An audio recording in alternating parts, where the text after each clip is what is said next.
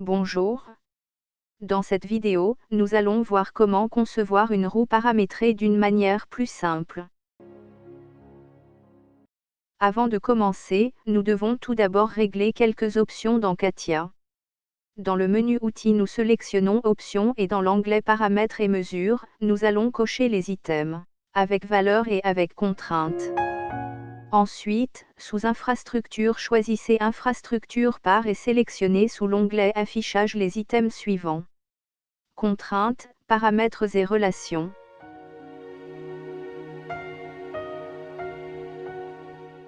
Toujours sous Infrastructure, choisissez Structure de produit et sélectionnez sous l'onglet Personnalisation de l'arbre les items suivants. Paramètres, relations et contraintes.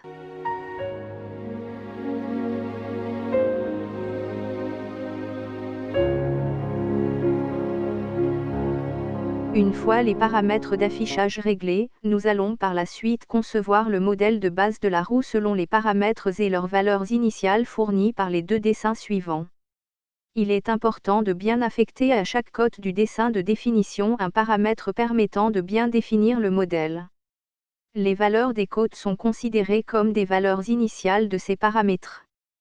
Et il faut déterminer à l'avance le type de ces paramètres. Dans la plupart des cas, ce sont des paramètres de type longueur. Une fois tous les paramètres définissant la pièce sont énumérés, nous devons déclarer ces derniers. Pour définir les paramètres, sélectionnez la fonction « Formule » située au bas de l'écran dans la zone des fonctions permanentes.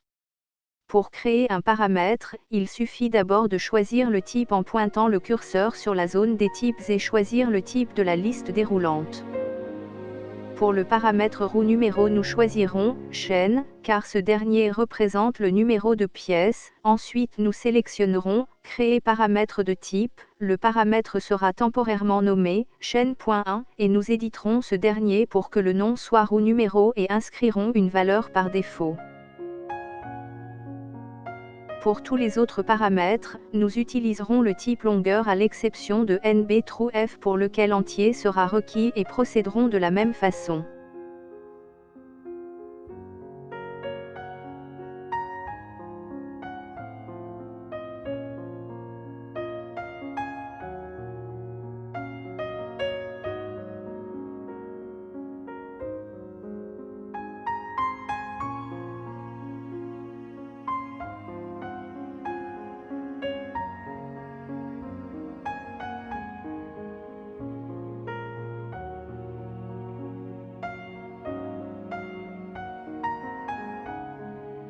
Nous associerons les paramètres créés précédemment aux contraintes dimensionnelles du modèle de base. En esquissant le modèle de base, nous éditons les contraintes et avec le bouton de droite de la souris nous choisissons toujours Éditer formule et à la place de la valeur nous affectons le paramètre adéquat.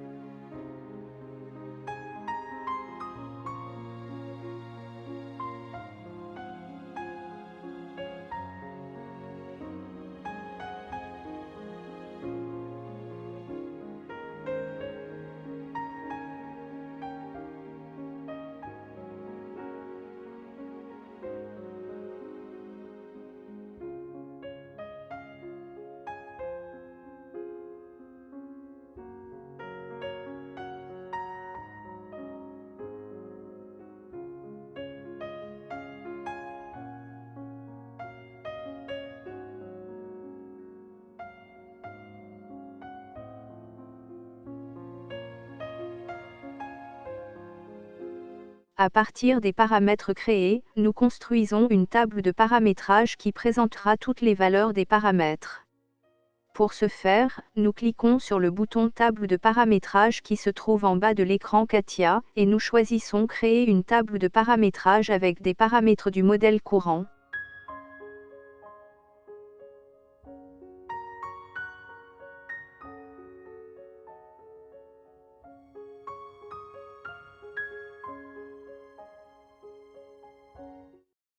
Nous sélectionnons tous les paramètres créés auparavant. Ces derniers deviendront alors les en-têtes des colonnes de la table de paramétrage dont la première ligne contient les valeurs des paramètres.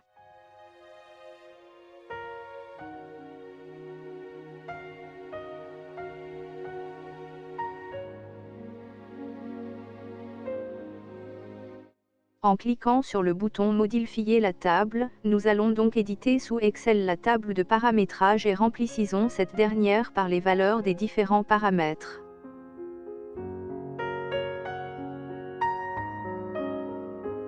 Vérifions ensuite le fonctionnement des paramètres. Pour ce faire, double-cliquons sur roue numéro et pointez la grille. Choisissez une des pièces de la liste et confirmez avec OK 2 fois. Il ne vous reste plus qu'à sauvegarder et fermer le modèle. Dans la dernière étape, nous allons créer un catalogue de pièces standard et y inclure la roue que nous venons de modéliser. Pour ce faire, ouvrons tout d'abord le fichier Excel contenant la table de paramétrage et insérons une colonne Part Number. Activons ensuite l'atelier « Éditeur de catalogue » sous Démarrer plus Infrastructure du menu déroulant. L'atelier s'affichera, vous y remarquerez à gauche des identificateurs tels que chapitres et à droite des outils pour créer des sections, chapitres ou familles de pièces. Nous allons d'abord renommer chapitre.1 à l'aide du menu contextuel sous objet chapitre.1 puis définir. Inscrivons roue comme nom de chapitre. Nous ajouterons dans cette section la roue en acier créée aux étapes précédentes. Activez la fonction « Ajouter une famille de pièces » et inscrivez roue en acier comme nom. Une fois le nom inscrit, nous choisirons l'atelier où pourra être utilisée la famille de pièces. Si nous désirons que la famille puisse être utilisée dans tous les ateliers, nous choisirons alors « Standard ». Pour sélectionner la famille de pièces, activez le bouton « Sélectionner un document » et via l'explorateur vous devrez choisir la roue créée antérieurement. Pour terminer, confirmez avec « OK » et la section roue en acier sera créée incluant toutes les combinaisons du point fichier Excel. En double-cliquant sur roue en acier et en sélectionnant l'onglet « Aperçu », vous y observerez les composantes de la famille. Pour terminer, il ne reste plus qu'à sauvegarder le catalogue et vous pourrez utiliser celui-ci dans vos futurs projets.